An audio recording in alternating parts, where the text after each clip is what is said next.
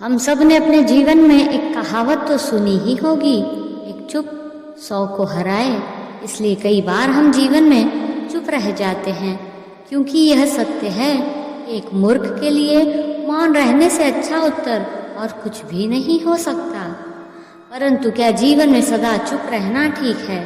जहाँ पाप बढ़ रहा हो, छल हो रहा हो, वहाँ मौन रहने से अधिक गंभीर अपराध और कुछ नहीं हो सकता।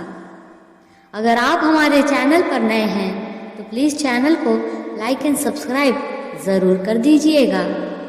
इस भागदौड़ भरी जिंदगी में अक्सर किसी से नाराज़ होकर बातचीत बंद कर देना ही मौन होना समझा जाता है, लेकिन हकीकत में ऐसा नहीं है, क्योंकि ऐसी स्थिति में उस व्यक्ति विशेष का मन आहत हो जाता है और विचलित हो जाता है। वास्तव में मौन का अर्थ है मन की शांति, वह अवस्था जहाँ मन बिल्कुल भी अशांत ना हो।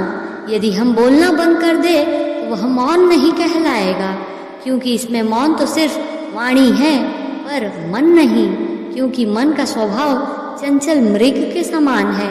इसलिए मौन उस चंचल मन को जीतने की शाश्वत यात्रा है। मौन हमारे जीवन में कई अनसुलझे सवालों का जवाब भी है।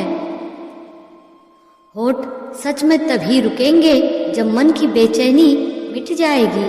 हमारे होठ ज्यादा हिलते हैं क्योंकि मन बेचैन रहता है, और जब तक मन बेचैन रहता है तब तक होठ चले या ना चले कोई फर्क नहीं पड़ता, क्योंकि मूल चीज है मन की अशांति, वह बनी हुई है।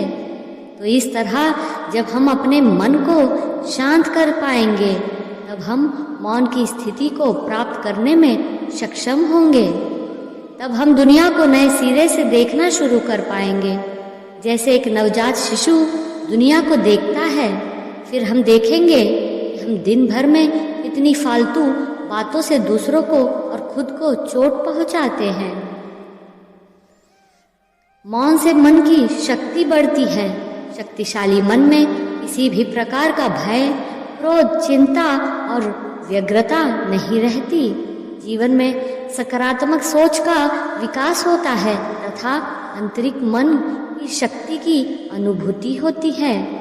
इसके अतिरिक्त मौन को जीवन में धारण करने से जीवन सहज और तनाव रहित रहता है तथा कार्य क्षेत्र में भी मतभेद होने की संभावना कम रहती है। यदि मनुष्य मौन रहना सीख ले तो उसकी अधिकांश समस्या अपने आप ही समाप्त हो जाती है।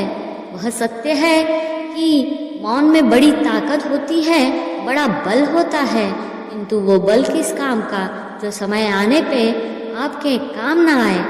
क्या सदा मौन रहना उचित है? नहीं।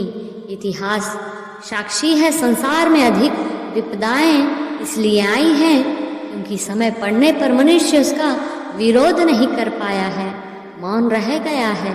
यदि मौन रहना शस्त्र है तो उसका सही समय पर उपयोग करना भी आवश्यक है।